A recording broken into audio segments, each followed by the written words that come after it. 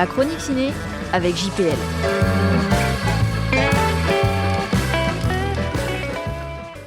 Tatami, l'oppression. Prix d'interprétation féminine à Cannes pour sa prestation dans Les Nuits de Machhad, très remarquée dans Les Survivants de Guillaume Renesson, l'Iranienne Zahar Amir Ebrahimi ne faillit pas non plus quand elle passe derrière la caméra, ici en compagnie de l'Israélien Guy Nativ, dont jusqu'alors la filmographie est restée pour le moins confidentielle.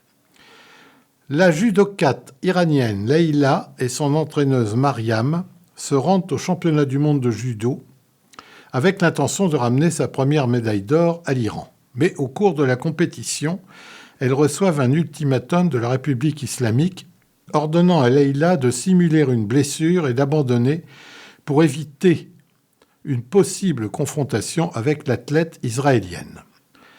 Sa liberté et celle de sa famille étant en jeu, Leïla se retrouve face à un choix impossible, se plier au régime iranien, comme l'implore son entraîneuse, ou se battre pour réaliser son rêve. 103 minutes absolument formidables, traitées comme un thriller avec ce qu'il faut de tension et de suspense, des interprètes épatantes et un contexte politique parfaitement explicite, hélas. Sport et politique, voilà un mélange rarement exploité au cinéma. Ici, le scénario réussit admirablement à nous plonger dans les coulisses d'un championnat du monde de judo. La critique du régime des mollahs est accablante. Évidemment, le film n'est pas noté comme iranien, mais comme géorgien. D'ailleurs, le tournage s'est déroulé à Tbilissi. À noter qu'il a été écrit avant la révolte des femmes en Iran, en s'inspirant de plusieurs athlètes iraniennes, une boxeuse, une spécialiste de l'escalade et une autre de taekwondo, ayant accompli l'impossible. Le choix du huis clos et de son atmosphère étouffante est des plus heureux. Cette sensation de claustrophobie est emblématique de l'enfermement et de l'oppression constante imposée à des athlètes femmes par l'Iran.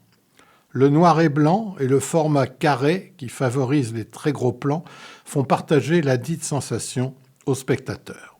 Sous couvert de films sportifs, Tatami s'adonne à la critique frénétique du régime autoritaire iranien en veillant à montrer deux réactions aux événements sans jamais apporter de jugement ni sur l'une ni sur l'autre. C'est du très grand cinéma et un des films du moment. Aryan Mandi, actrice américaine mais parlant parfaitement le farsi, est une véritable découverte. Elle a tourné elle-même toutes les scènes de judo au cours desquelles elle affronte d'authentiques athlètes olympiques. À noter que je n'ai jamais vu ce sport aussi bien filmé au cinéma. À ses côtés, Zahar Amir Ebrahimi, herself, est prodigieuse. Quelle actrice!